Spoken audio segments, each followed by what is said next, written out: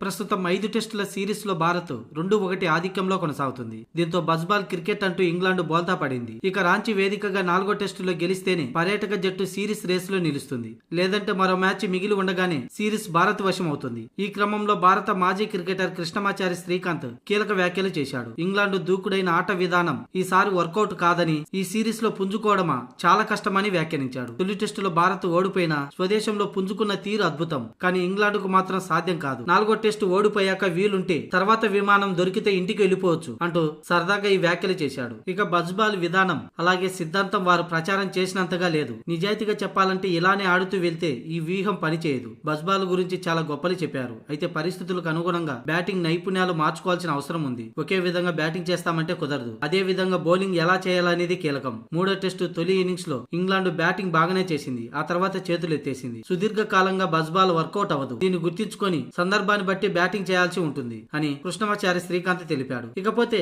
రేపు రాంచీ వేదికగా ఉదయం 9:30 4వ టెస్టు మ్యాచ్ జరగనుంది. ఇందుకోసం ఇరు జట్ల ఆటగాళ్లు ప్రాక్టీస్ సురీ చేశారు.